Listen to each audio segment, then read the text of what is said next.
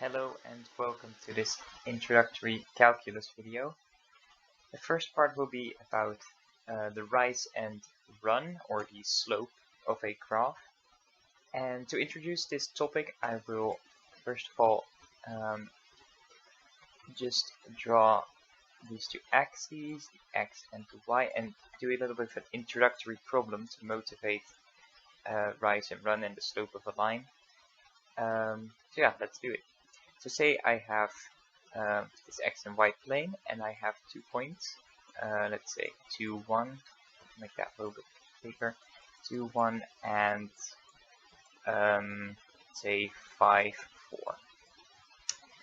4. And what we're gonna want to do is we're gonna want to find the equation for a line connecting those 2 points. So like that, and let's call that line L. Now you might know the general equation for a line is y equals ax plus b. Now you sometimes see this written as mx plus c or other letters, but it doesn't really matter what you call your variables. They still represent the same thing. So the first thing that we're going to do is we're going to try to figure out the value of a. So this value, or m, or whatever, and we're going to do that by using a certain formula for it. And this a is going to tell us something about the slope of the line. Right, so what we're going to do is we're going to take the second point here, and we're going to take the first y value, that's 4. We're going to subtract the y value of the second point, so that's 1. And we're going to do the same with the x values, but in the denominator. So the x value of the second point, that's 5. Subtract off the x value of the first point, that's 2.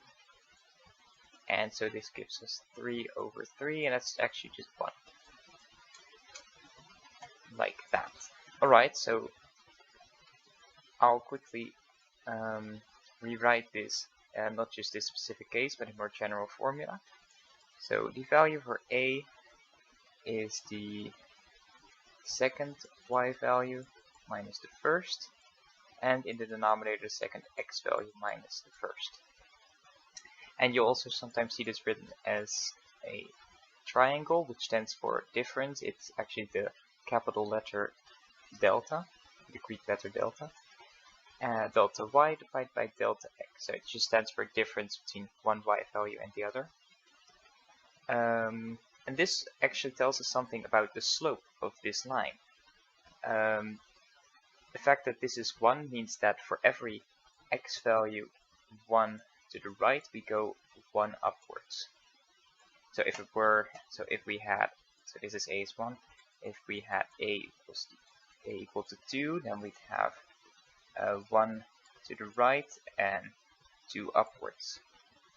Like that, and we can see this line is a lot steeper than this line, right?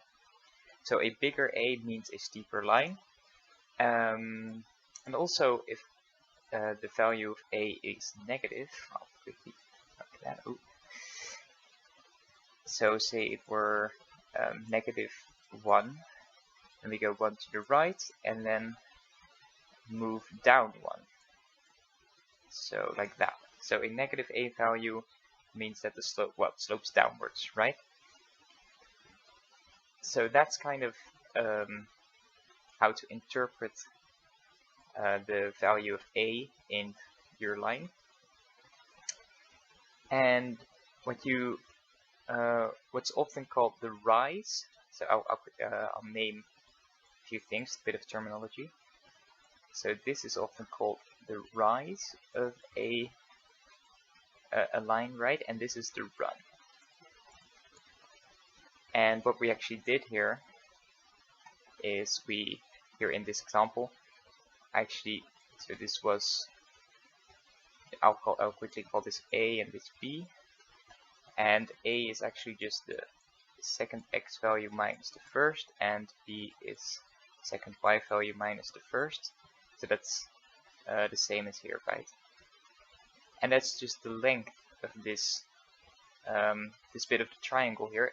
That's also called the rise. So what we did is we divided the rise by the run, and that gave us a, or the slope of the line. So you often hear that the slope is rise over run, like that. Rise over run. But in formula form you often see it as a delta y divided by delta x. Alright, let's just do one more example to really illustrate what I mean. Just one more example with just a couple of points. So let's say we have, right, use a different color for the points, like that. Say I have a point 1, 2, and a point, let's see, 3, 10. I can already see that this line will probably curve upwards quite heavily, which means that we should expect our a to be quite large, something like 5 or something. But let's calculate it, right? So we use the formula, use this for, oh, wrong way. This formula, the second y value, that's 10, minus the first y value, which is 2, and then the second x value, which is 3, minus the first x value, which is 1. And working this out, it gives me 8 divided by 2, which is 4. Beautiful. So well, not quite 5, but it is quite steep. So, right. So that's how you calculate the slope from 2 points. Alright, that wraps up this video, I think. Thank you for watching, and I'll see you in the next part.